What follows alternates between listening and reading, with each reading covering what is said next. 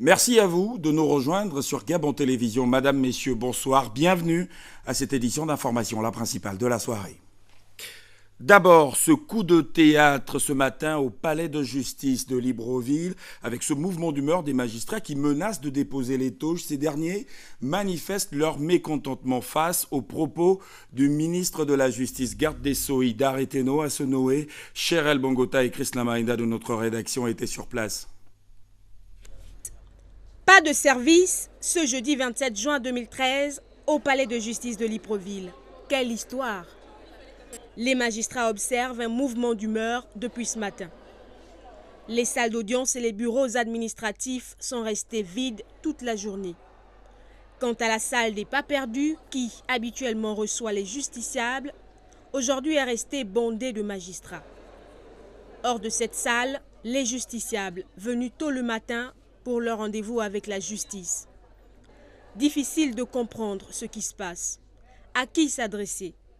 Aucun dossier n'a été traité. Quand je suis arrivé, j'ai trouvé tout ce monde-là dehors. J'ai demandé à un monsieur, il a dit qu'on a reporté l'audience. Donc je suis là. Quelles sont les raisons de ce chaos inhabituel au tribunal de première instance de Libreville? Nous nous sommes rapprochés des magistrats pour comprendre. Hélas, ils sont restés muets. Quelques minutes plus tard, c'est Maître Moubembe qui fait son entrée. Venu pour une audience de flagrant délit, il est surpris, comme tous les justiciables, de constater la situation. À lui, nous avons tendu notre micro. Êtes-vous au courant de ce qui se passe ici? Je crois que c'est un mouvement d'humeur, parce qu'ils estiment qu'ils ont été outragés par leur ministre de la Justice. Mais moi, je pense que le vrai problème, il faut respecter les magistrats. Lorsque les magistrats sont ceux-là qui disent le droit, et nous sommes dans un état de droit, pour respecter l'état de droit, il faut d'abord commencer à respecter ceux-là qui disent le droit. Mais que se passe-t-il donc ces derniers temps du côté de ce département ministériel? Quel type de collaboration existe-t-il entre le ministre et ses administrés? Est-ce un bras de fer? Est-il productif pour la République? Les tauges noires menacent de rééditer leur action pour se faire entendre. Vivement que la sérénité revienne au palais de justice de Libreville. Les magistrats qui ont du fil à retordre avec ce réseau de cybercriminels qui vient d'être démantelé, attiré par le gain facile. Les truands avaient l'ambition d'arnaquer de hautes personnalités. Arnaud Mengue et Eric Zengi Badinga nous en disent un peu plus. Les masques sont tombés. Ils sont faits comme des rats. Ces cybercriminels font partie d'un réseau d'escrocs qui opèrent des infractions facilitées par les technologies de l'information et de la communication. Ils utilisaient de faux documents et de numéros de banque fictifs pour arnaquer leurs victimes. Sur leur ligne de mire figuraient 2 anciens premiers ministres et une ancienne première dame. Je suis là pour une affaire d'arnaque. Bon, en principe, moi j'étais juste au téléphone. C'est moi qui parlais en tant que les Kogo. Avec la personne de l'autre côté. J'ai demandé 22 millions. Elle ne m'a rien remis. Le document, c'est pas moi. Le document, je ne connais pas parce que je ne connais pas qui l'a déposé. C'est comme j'expliquais tout à l'heure. Le document, je ne connais pas. Le document, il y a que Mme Kama qui peut justifier qui est venu lui déposer les documents. Je suis un peu un simple chômeur, ça fait de cela 2 ou 3 mois. Quand j'étais dans le commerce, j'avais mon petit magasin. Cette nouvelle forme de criminalité et de délinquance d'escroquerie en ligne prend de l'ampleur au Gabon. Ces cybercriminels sont dans l'œil du cyclone de la justice. Au palais de la présidence de la République, la traditionnelle conférence de presse hebdomadaire du porte-parole de la présidence, Alain-Claude Bilebinze, était face aux hommes de médias, était face à la presse nationale et internationale, entre autres sujets évoqués le récent séjour du chef de l'État Ali Bongo Ondimba au Cameroun. Nous l'écoutons.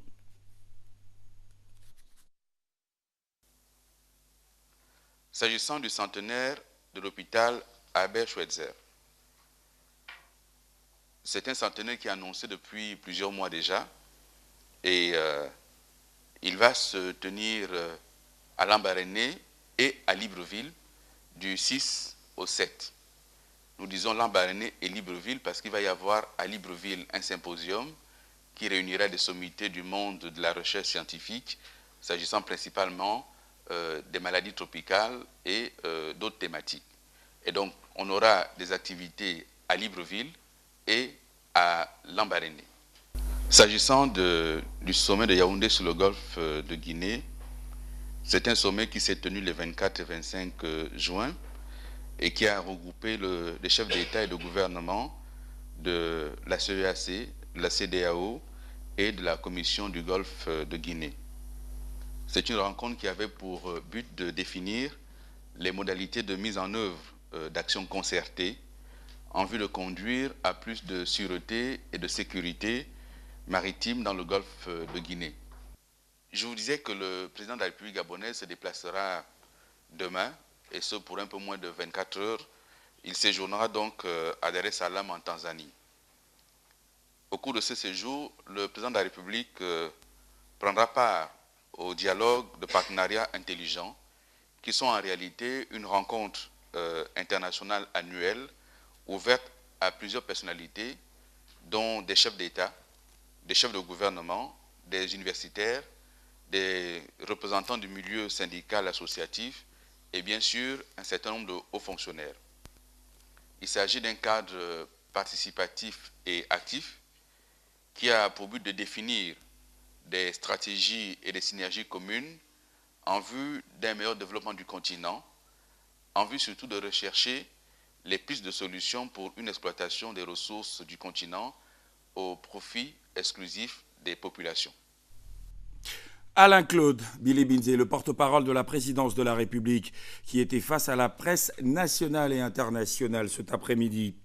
Parlons à présent de la 22e session annuelle ACBF dont les assises se tiennent à Libreville, la capitale gabonaise. Comme vous pouvez le voir sur ces images, quel est l'indice global de renforcement des capacités au Gabon? La question est largement débattue depuis cet après-midi avec l'ouverture à Libreville de cette 22e session annuelle des gouverneurs de la Fondation pour le renforcement des capacités en Afrique, prévue pour durer 4 jours. Cette première journée était consacrée au forum de haut niveau sur l'intégration régionale, la gestion des ressources naturelles et le forum sur le Gabon émergent. En tout cas, nous y reviendrons au cours de nos prochaines éditions d'information avec Jerry Bougoubi-Vigo et Arnaud Mengue de notre rédaction.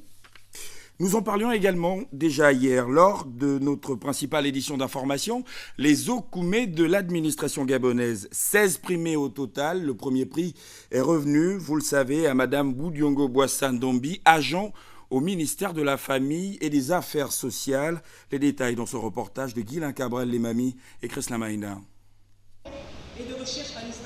Cette remise des prix des Okoumé de l'administration gabonaise et qui s'inscrit dans le cadre de la 14e journée africaine de l'administration et du service public a vu la présence des membres du gouvernement et du Premier ministre Raymond Dansima. Le choix des lauréats nécessitait une certaine démarche et des procédures de travail. Le ministre de l'économie est longuement revenu sur les objectifs de l'organisation de ce concours et les efforts consentis par le gouvernement. Le gouvernement œuvre pour rendre notre fonction publique moderne. Rendue moins bureaucratique, elle aura pour leitmotiv le mérite, l'excellence, les résultats. Elle est appelée à se rajeunir, à gagner en flexibilité et en qualité grâce à des personnels mieux formés.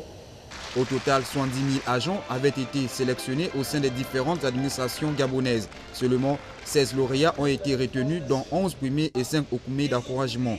Plusieurs valeurs rentraient en ligne de compte, à savoir la bravoure, le dévouement, l'innovation, la probité et le rendement.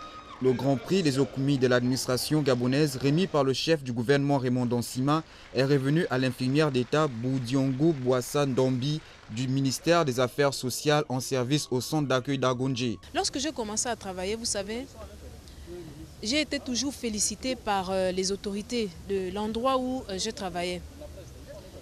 Et jusque-là, les félicitations, on me les a toujours données. Et lorsque j'ai eu vent du concours, je me suis dit, tiens, pourquoi pas me présenter et puis faire valoir toutes les qualités que j'avais. Soulignons que les 16 lauréats bénéficieront des stages à l'extérieur du pays pour le bien de l'administration gabonaise. Le premier grand Okoumé de l'administration gabonaise a été décerné à la lauréate, vous l'avez vu sur ces images, par le Premier ministre, chef du gouvernement, Raymond Ndongsima. Nous vous invitons à revivre cet événement dans ce reportage de nos confrères de la presse de la primature, Charles Ganda, Ogoula, Olivier Antonio Dibal, Patrick Demabio. Preuve supplémentaire et évidente de l'intérêt que le gouvernement qu'il dirige accorde au processus de modernisation de l'administration publique gabonaise, la présence de Raymond Ndongsima à la grande cérémonie des Okoumés de l'administration traduit une nouvelle fois la grande ambition que le Premier ministre, chef du gouvernement, a pour les ressources humaines depuis sa prise de fonction. Il me plaît à cette occasion de saluer la pertinence du thème retenu pour cette année, à savoir créer les conditions du gouvernement ouvert dans les pays africains pour une administration publique performante répondant aux exigences des citoyens. Je relève pour m'en féliciter que cette thématique est à l'unisson de la vision portée par le président de la République, chef de l'État, son Excellence Ali Bongo Ondimba. Comme il n'a cessé de le répéter, l'administration publique est au cœur de la construction de l'émergence économique et sociale de notre pays. Convaincu de ce que la matérialisation du projet qui guide la politique du chef de l'État doit s'accommoder de la transformation de l'administration publique, le Premier ministre a indiqué les valeurs cardinales du nouvel agent public. Les experts en stratégie militaire savent qu'une armée indisciplinée ne peut gagner une guerre. Cette vérité est transposable dans l'administration. En effet, une administration caporalisée par des francs-tireurs, des électrons libres, des personnes qui n'en connaissent finalement pas la valeur ni les principes, ne pourra jamais jouer le rôle de levier qui lui est assigné par la République et l'institution qu'il incarne, c'est-à-dire le chef de l'État. Gouverner, c'est prévoir. À ce titre, le patron de l'administration gabonaise prévoit. Le gouvernement que j'ai l'honneur de diriger a de l'ambition pour son administration. Et cette ambition s'exprime sous 3 facettes principales. La réorganisation des dispositifs opérationnels aux fins de les arrimer au projet de société du président de la République, chef de l'État. La mise en place de mécanismes et outils novateurs en vue d'une gestion optimale des ressources humaines. La gestion rationnelle des carrières des agents. Toutes les initiatives envisagées ne sont dictées que par une seule finalité, l'amélioration de l'offre de services publics. Mesdames, Messieurs, je me fais le devoir de rappeler que la modernisation de l'administration gabonaise n'est pas une option facultative, c'est une ardente obligation. Félicitations et encouragements aux lauréats de la première édition. Le chef du gouvernement a invité l'ensemble des agents de l'État à orienter leur énergie vers l'excellence. La fin de cette édition d'information. Merci à vous de l'avoir suivi. Merci à toute l'équipe d'antenne conduite par Emmanuel Bokui pour la coordination de ce journal. Il y avait Yves Ghislain Mitumba, Stevio et Yann Mesui, Yannick Manga et Bélin Bekita. Je vous dis merci et surtout restez fidèles à Gabon Télévision.